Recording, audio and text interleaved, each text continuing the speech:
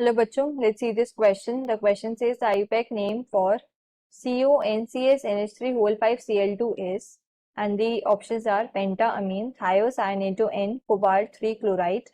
Second option is pentaamine thiocyanate S cobalt 3 chloride. Third option is pentaamine isothiocyanate N, S cobalt 3 chloride, and fourth option is pentaamine mercapto N cobalt 3 chloride. So key concept of this question is, की concept क्या है यहाँ पर, IUPAC nomenclature, IUPAC nomenclature. अब IUPAC name लिखने के किसी भी कंपाउंड के कुछ रूल्स होते हैं। इसमें हम क्या करते हैं, सबसे पहले कैटायन लिखते हैं, देन हम एनायन लिखते हैं। तो हमें क्या यहाँ पे कंपाउंड जो ये गिवन है, इसको अगर हम डिसोसिएट करके देखेंगे तो it will dissociate into CONCSNH3 whole 5 2 positive plus 2 Cl negative.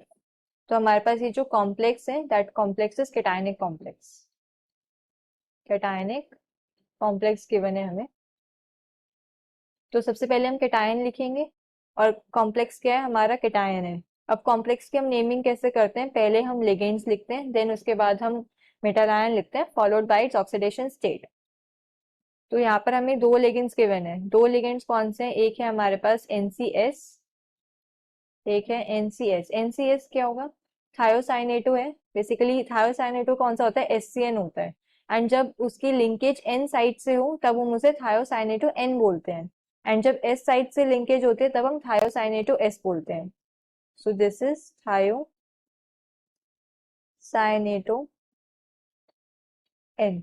Basically ये क्या है, एक एम्बीडेंटेट लिगेंड है। एम्बीडेंटेट लिगेंड्स के अंदर क्या होता है कि दो साइड प्रेजेंट होती हैं डोनेशन के लिए, बट एक टाइम पे वो एक ही साइड के साथ डोनेट कर सकते हैं।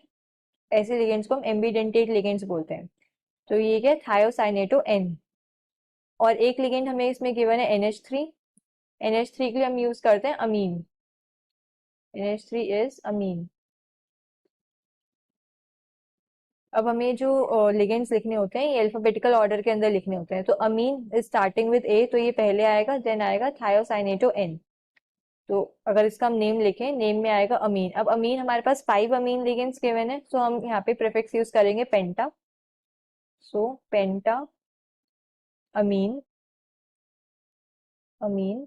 देन उसके बाद हम लिखेंगे thiocyanato N, thiocyanato N, where thiocyanato N means जो लिंकेज हो रही है वो N साइड से है। फिर उसके बाद हम लिखेंगे मेटल आयन। मेटल आयन है हमारे पास कोबाल्ट।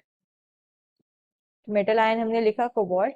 जब हमारे पास कैटायनिक कॉम्प्लेक्स होता है या फिर न्यूट्रल कॉम्प्लेक्स होता है, तो जो हम मेटल आयन है उसको एज इट इज लिखते हैं, जो उसका नेम होता है फ्री एलिमेंट का, लाइक कोबाल्ट। लेकिन अगर एनायनिक कॉम्प्लेक्स होता है तब हम क्या करते हैं, जो मेटल है उसके नेम के साथ हम सफिक्स यूज करते हैं 8।